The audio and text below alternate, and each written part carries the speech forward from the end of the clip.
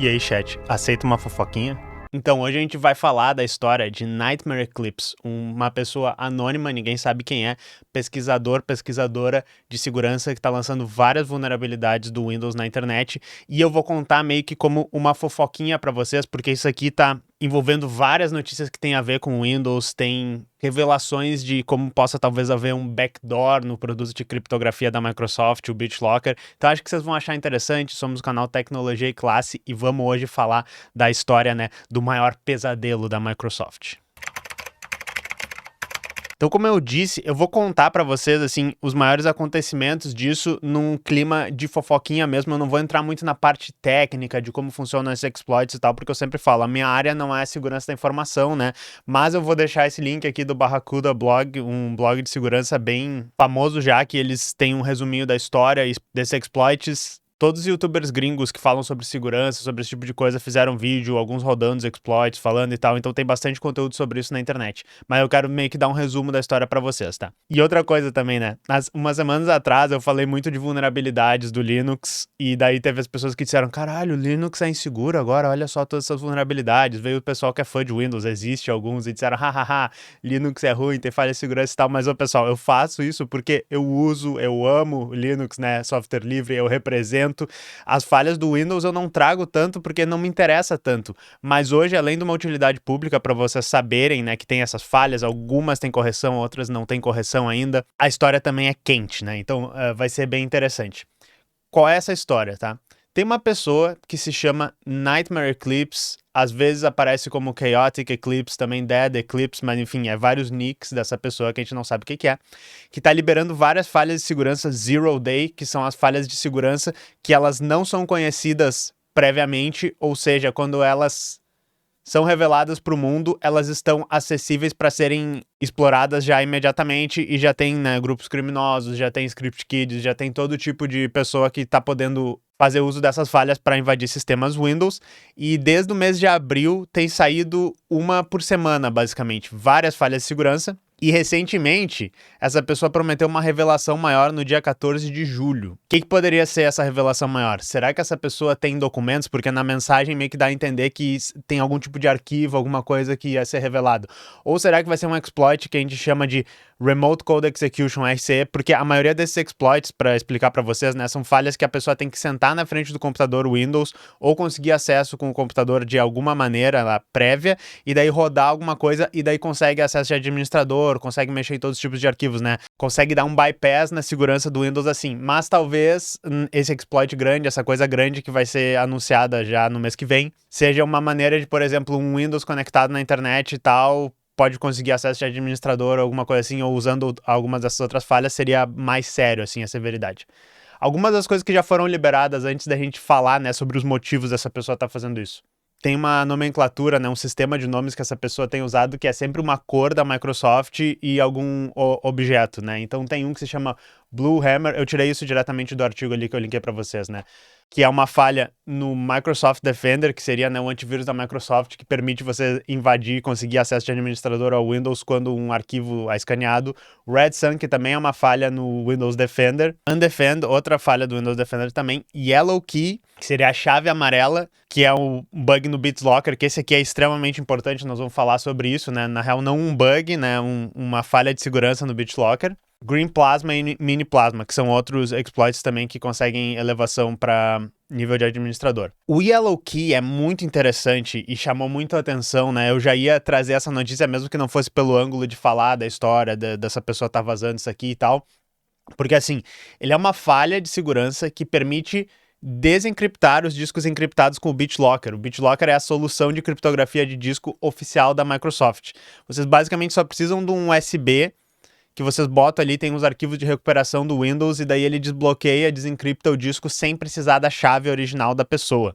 Isso aqui é extremamente suspeito, tá, pessoal? Porque, ao que parece, não é uma falha de segurança no protocolo, não é uma falha de segurança na criptografia, é basicamente uma função de debug, alguma coisa ali que os desenvolvedores deixaram e que permite, por meio disso, tu acessar os conteúdos do disco sem precisar da chave da pessoa. É basicamente, né, um bypass da segurança do BitLocker E o que é suspeito também é que é uma coisa que foi introduzida apenas no Windows 11, no Windows 10 não tem essa falha. Então, muitas pessoas especulam que isso possa ser algo que foi deixado de propósito lá para, por exemplo, alguma agência de segurança, né, de 3 letras, a CIA, a NSA, que seja o pessoal da Rússia, que seja o pessoal da China, de Israel, qualquer, bote aí o país que você não gosta, né, e pense na agência de segurança deles, possa usar essa falha para poder desencriptar o conteúdo de um disco sem precisar, por exemplo, pegar a chave da pessoa. Nós já falamos há um tempo atrás, tá, e é muito engraçado isso, que o BitLocker, a maneira como ele funciona, muitas vezes os usuários que são mais leigos ou que ativam isso sem querer, acabam esquecendo sua chave, acabam não fazendo backup da chave e perdem acesso aos seus arquivos, né? A própria Microsoft, de uma maneira um pouco suspeita, faz o backup das chaves das pessoas na conta Microsoft e daí você pensa assim, putz, perdi meus arquivos, não tenho mais a senha. E daí a Microsoft diz, não tem problema, tá guardado na tua conta aqui a maneira de desencriptar isso, o que pode até te ajudar naquele momento, mas daí você pensa, quer dizer que a Microsoft guardou a chave para ela poder desbloquear o meu disco? E daí eu li esse comentário aqui que eu tive que rir, é muito engraçado, que é o BitLocker é basicamente assim, 99% leigos ficando sem acesso aos seus dados, né, porque instalaram sem querer, não entenderam como funciona, e 1% FBI acessando por um backdoor se ele precisar, sabe? Então isso aqui é extremamente suspeito. Eu vi pessoas dizendo assim, não atribua a malícia alguma coisa, o que pode ser esquecido lá, pode ser um bug e tal, mas é suspeito que a criptografia oficial da Microsoft tem uma maneira fácil de tu desbloquear sem precisar da chave, beleza? E essa pessoa revelou isso. Aí nós vamos voltar, né, pra Nightmare Eclipse.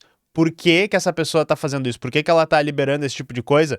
Porque não é assim, digamos, tão comum acontecer da maneira como tá acontecendo. Porque tem 2 incentivos econômicos para acontecer de uma maneira diferente, tá?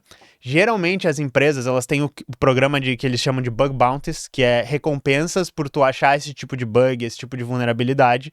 E daí tem todo um processo que o pesquisador explica como é que foi encontrado. Existe um tempo em que isso não vai ser revelado, as coisas elas vão ser consertadas, e daí tem um sistema, né, que é o sistema do CVE, o sistema de vulnerabilidades, em que isso é liberado como um documento, como uma explicação, e daí fica público que aconteceu essa interação entre o pesquisador, que isso foi corrigido, e essa pessoa geralmente, né, recebe, que nem eu disse, a recompensa, que é um valor que compensa o trabalho da pessoa ter mandado isso para a empresa.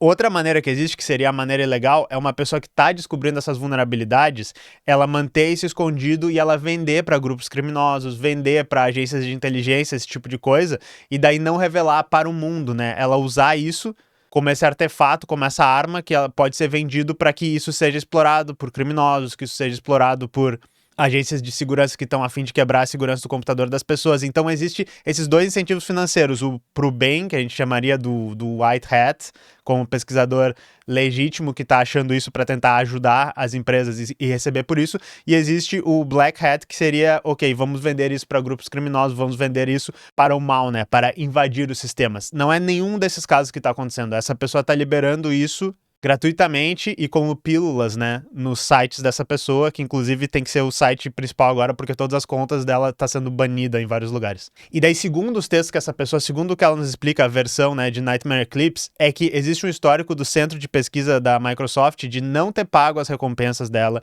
de terem exigido um tempo de disclosure e termos que depois eles quebraram e daí não pagaram também, não dado crédito quando as coisas são liberadas, ou às vezes corrigindo e não avisando para ninguém que foi corrigido, que pro pesquisador também é muito ruim, porque o pesquisador quer que tenha um documento lá que prova que foi feito um trabalho de descoberta, que o negócio foi corrigido, que deu crédito para ele. Então, se vocês lerem, né, as postagens de blog do Nightmare Eclipse, tá falando assim, ok, a Microsoft tem anos, tem muito tempo que eles não estão me pagando, que eles estão me enganando, que eles estão dizendo que o que eu achei aqui não tem severidade o suficiente para me pagar, né, não é nada demais essas coisas que eu tô achando, então beleza, nós vamos liberar aqui para eles verem se não tem severidade isso aqui que a gente tá liberando. E de novo, né, pessoal, eu não trabalho no campo de segurança da informação. Tudo que eu sei é falando com pessoas que são meus amigos, pessoas que eu vejo que trabalham ali, ouvindo esses relatos, mas eu já falei diversas vezes aqui no canal que isso bate com muitos relatos que eu ouço das pessoas que trabalham com essas questões de bug bounty, que tentam ser pesquisadores de segurança. É um trabalho que muitas vezes pode ser inglório, né, as empresas dizem, o que tu achou não é nada demais, então nós não vamos te pagar. Ou tipo, isso aqui que tu achou não é tão sério, então nós vamos pagar bem pouquinho. E muitas vezes pode ser perigoso também, que as empresas elas podem rapidamente passar do dizer assim, você fez um trabalho válido para nós, você nos ajudou você está invadindo nossos sistemas, você está quebrando nossos termos de uso e tal, e daí a empresa pode passar, né, de estar trabalhando com você como um parceiro para dizer que você é um criminoso e tentar te processar, tentar botar a polícia atrás de ti. Então essa história meio que confirma essas outras histórias que eu conheço, anedotas que eu escuto da área. Se você trabalha na área e você quer corroborar ou descorroborar o que eu tô dizendo aqui, por favor, deixe nos comentários, tá? Porque, enfim, né, nós não temos a história da grande corporação Microsoft dizendo, não, coitadinha de mim, eu estou fazendo tudo certo, e esta pessoa com avatar de anime está mentindo e é um criminoso e tal. Nesses casos, a gente tem que dar razão pro avatar de anime, né, mas a gente não sabe todos os detalhes ainda. Mas em resumo, o que eu quero dizer, o que essa pessoa tá fazendo não tem um incentivo financeiro de white hat, de ser, né, o pesquisador do bem, e nem um incentivo black hat de fazer uma coisa pra vender pra grupos criminosos e tentar ganhar dinheiro. Basicamente, essa pessoa tá fazendo isso porque odeia muito a Microsoft e, como você segue aqui o canal Teclas, vocês sabem que não falta motivo. Aí, qual foi a resposta da Microsoft depois que começou a ficar feio, né? E, pô, tá saindo várias vulnerabilidades, o que tá acontecendo, né? Algumas delas ainda não estão nem corrigidas no lado do Windows. Eles lançaram um post no blog deles que é assim, né? Shared Responsibility, a responsabilidade compartilhada para proteger as pessoas nossos clientes. E daí nesse texto, que é meio que uma ladainha corporativa, um blá blá blá, e nós nos preocupamos muito, nós estamos tomando todas as ações, tem meio que quase umas ameaças ali de que assim, ó, essa pessoa nós vamos botar, né, a polícia atrás dela, nós vamos te perseguir legalmente, nosso setor jurídico já tá atrás, nosso setor de segurança da informação já tá atrás de vocês. A conta Nightmare Eclipse, que era uma conta do GitHub, tá? Se vocês procuram Nightmare Eclipse, exploits, Yellow Key, todas essas coisas no Google, vocês ainda inclusive encontram, às vezes, resultados para o GitHub, para a conta do Nightmare Eclipse. Essa conta sumiu, foi banida, né? Porque, não sei se você sabe, o GitHub é controlado pela Microsoft hoje, então a pessoa estava postando dentro das plataformas da Microsoft os exploits do Windows. Só que também daí criou conta no GitLab, que é o outro, que é concorrente do GitHub, que não é da Microsoft, também foi tirado de lá. Eu imagino que a Microsoft mandou uma cartinha, os advogados foram atrás, o GitLab disse eu não vou me meter nisso, né? Mas enfim, essas coisas caíram na internet, tá por aí. É muito difícil esconder esse tipo de informação, né? Então, obviamente, a Microsoft não vai conseguir derrubar isso da internet. E esse é meio que o resumo da história. Essa pessoa, que a gente não sabe quem é, mas muita gente está especulando, que tem, obviamente, um histórico com a Microsoft de trabalhar como pesquisador de segurança, talvez alguém que já trabalhou dentro da Microsoft, talvez alguém que já trabalhou terceirizado na Microsoft, porque sabe esses detalhes, porque talvez tenha acesso a coisas que vão sair ainda.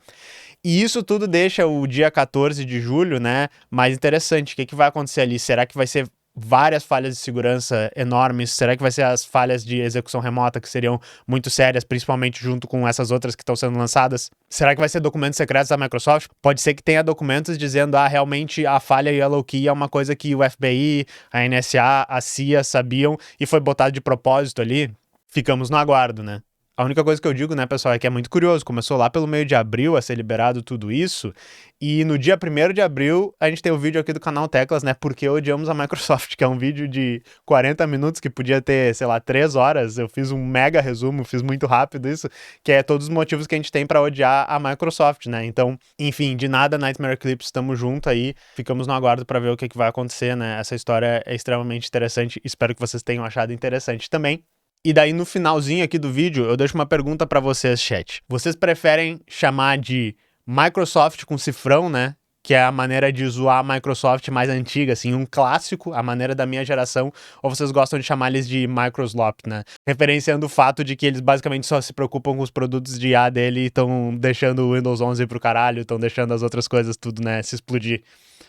Tipo, tá saindo as falhas de segurança e o Satya Nadella tá assim, manda a polícia atrás desse cara aí e investe mais em IA. Mas então, enfim, digo aí o que vocês preferem nos comentários, Microsoft com cifrão ou Microslop. E nós nos vemos na próxima. Falou!